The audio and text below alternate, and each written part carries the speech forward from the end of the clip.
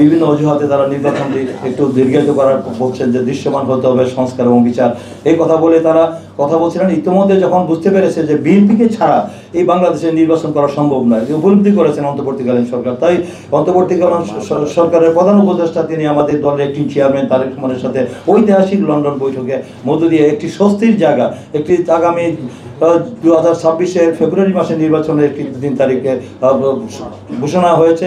সেই ঘোষণাতে বাংলাদেশের মানুষের মধ্যে যে উৎকণ্ঠা উদ্বেগ ছিল, নির্বাচন কি ডিসেম্বরে হবে না আগামী 26-এর জুনে হবে, এই আশঙ্কা থেকে, এই সংখ্যা থেকে মানুষের মধ্যে যে আশঙ্কা ছিল, ভয়ভীতি ছিল, মানুষের মধ্যে যে সন্দেহ সংশয় ছিল, তার একটি স্বস্তির জায়গা ফিরে আসছে জনগণের মধ্যে, একটা আস্থা। যখন আমরা সেই ইলেকশনের দিকে নির্বাচনের কমিশন প্রস্তুতি নিচ্ছে, তখনই আমরা দেখলাম যে আবার গভীর চক্রান্তের ষড়যন্ত্রে কিছু দলমান্দ মৌলবাদী দল এবং কিছু অর্বাচীন একটি দল, মানে তারা এনসিপি মৌলবাদী দলগুলি, তারা আবার গোলা পানিতে মাছ শিকার করার জন্য তারা বুঝতে পেরেছে যে নির্বাচন যদি তার আগামী ফেব্রুয়ারি মাসে হয়ে যায়, তাহলে তো বিএনপি তো 2/3 মেজরিটি।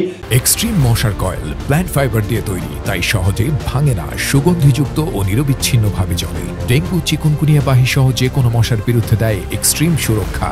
সংখ্যা নিরঙ্কুশ সংখ্যাগরিষ্ঠ আসন পেয়ে বিজয়ী হবে, তাই বিএনপিকে ঠেকাতে হবে। তাই বিএনপিকে ঠেকানোর জন্য নন ইস্যুকে ইস্যু করে আপনারা দেখেছেন মিটফুডের একটি হত্যাকাণ্ডকে, যে সোহাগের একটি হত্যাকাণ্ডকে একটি নন ইস্যুকে ইস্যু করে কিভাবে তারা নোংরামি করেছে, কি দৃষ্টতা তারা দেখিয়েছে, যেটা আমাদের রক্তক্ষরণ হয়েছে। কিন্তু আমাদের নেতার নির্দেশে আমাদের দলের নেতাগুলো অনেক ধৈর্য, সংযম, সহনশীলতার পরিচয় দিয়েছে। আমরা কিন্তু প্রতিহিংসা রাজনীতি আমরা করি না।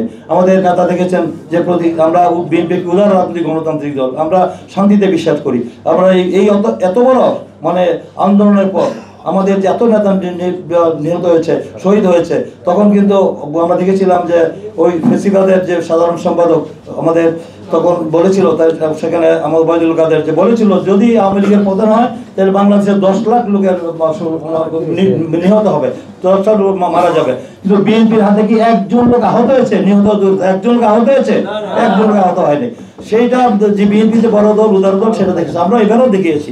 এবং গোপালগঞ্জের ঘটনা এবং আমাদের মিটফুডের এই ঘটনাকে তারা ইস্যু করে, তারা চেয়েছিল দেশে একটি অস্থিতিশীল পরিস্থিতি তৈরি করে এই ফেসিবাদের দোষরদেরকে নিয়ে তারা বাংলাদেশে আবার এই স্বৈরাচার দোষরা বারান্দি পুনর্বাসিত হোক এবং নির্বাচনটা বানচাল হয়ে যাক, বন্দল হয়ে যাক, যারা অনির্দিষ্টকালে যেন অন্তর্বর্তীকালীন সরকার ক্ষমতায় থাকে। এই দায়িত্ব বিএনপি রাষ্ট্রীয় ক্ষমতায়, এই দায় ছিল রাষ্ট্রের, এই দায় ছিল সরকারের, এই দায় ছিল প্রশাসনের, পুলিশ প্রশাসনের। তারা ব্যর্থ হয়েছে, এর জন্য তো বিএনপি তারেক রহমান দায়ী নয়। সেই ঘটনাকে দায়ী করে তারা বাংলাদেশে একটা অস্থিতিশীল পরিস্থিতি করে একটা নৈরাজ্যের দিকে দেশকে ঠেলে দিতে যাচ্ছিল। সেটা কি করতে দেওয়া যাবে? আমরা কষ্ট ভাষায় বলেছি, আমরা অনেক ধৈর্য, সংযম, সহনশীলতার পরিচয় দিয়েছি, রাজনৈতিকভাবে আমরা সব মোকাবেলা করব। তাই তাদের শুভবুদ্ধির উদয় হওয়া উচিত। অবিলম্বে তারা নির্বাচনকে সামনে রেখে তারা আসুক, তারা নির্বাচনে আসবেন, কারণ রাজনীতি করলে তো নির্বাচন আসতেই হবে। নির্বাচনের মধ্য দিয়ে প্রমাণিত হবে গ্রহণযোগ্যতা কার কতটুকু আছে। যদি আপনাদেরকে জনগণ নির্বাচিত করে আমরা স্বাচ্ছন্দ্যে আমরা মেনে নিব, আপনারা দেশ পরিচালনা করবেন। আর জনগণ যাকে জনগণের রাষ্ট্রের মালিক, ভূখণ্ডের মালিক, এটা সংবিধানে দিয়েছে। তাই জনগণের সরকার প্রতিষ্ঠা হবে, যার জন্য আমরা লড়াই করেছি, আন্দোলন করে এত 16-17 বছর।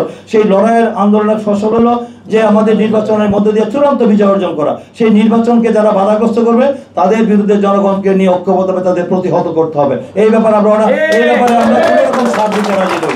তাই আমরা তাদেরকে বলবো, এখনো আপনাদের সময় আছে, আপনারা ধৈর্য, সংযম, সহিষ্ণুতার পরিচয় দিচ্ছি, আপনারা শুভবুদ্ধির উদয় হোক। আপনারা নির্বাচনকে সামনে রেখে এই সরকারকে এবং একটা সুন্দর অনুকূল পরিবেশ বজায় রেখে আগামী দিনের অবাধ, সুষ্ঠু, গ্রহণযোগ্য নির্বাচন মধ্য দিয়ে যেন আমরা জনগণের সরকার প্রতিষ্ঠা করতে পারি। সেই জন্য আপনাদেরকে সবাইকে ঐক্যবদ্ধভাবে আমাদের যে ফেসিবাদ বিরোধী ঐক্য গড়ে উঠেছে, সেই ঐক্যের কথা বারবার বলেছেন আমাদের দল থেকে, আমাদের একটি চেয়ারম্যান দুদু ভাই থেকে শুরু করে মহাসচিব থেকে সবাই বলেছেন যে ফেসিবাদ বিরোধী ঐক্য আমরা চাই, যে কোনো অবস্থায় যেন ফেসিবাদের দোষরা আর রাজনীতিতে ফিরে আসতে না পারে।